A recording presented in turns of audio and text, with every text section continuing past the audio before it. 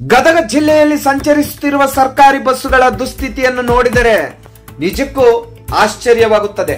ಮುಳಗುಂದ ನಾಕಾ ಬಳಿ ಡಿಪೋದಲ್ಲಿ ಹಲವಾರು ಬಸ್ಸುಗಳು ಹಾಳಾಗಿ ನಿಂತಿವೆ. ಬಸ್ಸುಗಳಿಗೆ ಸರಿಯಾದ ಕ್ಲಚ್ ಇಲ್ಲ, ಬ್ರೇಕ್ ಇಲ್ಲ, ಒಳ್ಳೆ ಟೈರ್ ಇಲ್ಲ, ನೆಟ್ ಬೋಲ್ಟ್ ಎಲ್ಲ ಲೂಸ್ ಆಗಿದೆ, ಸೀಟ್ ಎಲ್ಲ ಕಿತ್ತೋಗಿದೆ. ಒಟ್ಟಾರೆ ಹೇಳಬೇಕು ಅಂತ ಹೇಳಿದ್ರೆ ಒಂದು ರೀತಿಯ ಡಕೋಟಾ ಬಸ್. ಬೇಟಗೇರಿ, ಮುಂಡರ್ಗಿ, ಶಿರಹಟ್ಟಿ, ನರಗುಂದ ಮುಂತಾದ ಭಾಗಗಳಿಗೆ ಸಂಚರಿಸುವ ಬಸ್ಸುಗಳಿವು. ಇಷ್ಟೊಂದು ತೊಂದರೆಗಳು ಬಸ್ಸಿಗೆ ಇದ್ದರೂ ಸಹ ಚಾಲಕರು ಬೇರೆ ಗತಿ ಇಲ್ಲದೆ ಇದೇ ಬಸ್ಸುಗಳನ್ನು ಓಡಿಸುವ ಪರಿಸ್ಥಿತಿ ನಿಜಕ್ಕೂ ಅಪಾಯಕಾರಿ. ಬೇರೆ ಗತಿ ಇಲ್ಲದೆ ಪ್ರಯಾಣಿಕರು ಸಹ ತಮ್ಮ ಜೀವವನ್ನು ಕೈಯಲ್ಲಿ ಹಿಡಿದು ಸಂಚರಿಸುವ ಪರಿಸ್ಥಿತಿಯನ್ನು ಗದಗ ಜಿಲ್ಲೆಯಲ್ಲಿ ನೋಡಬಹುದು. ಯಾವಾಗ ಏನಾಗುತ್ತೋ ಯಾರಿಗೂ ಗೊತ್ತಿಲ್ಲ. ಬಸ್ಸುಗಳ ಟೈರ್ ಹದಗೆಟ್ಟ ಕಾರಣ ಯಾವಾಗ ಸಿಡಿಯುತ್ತೋ ಯಾರಿಗೂ ಗೊತ್ತಿಲ್ಲ.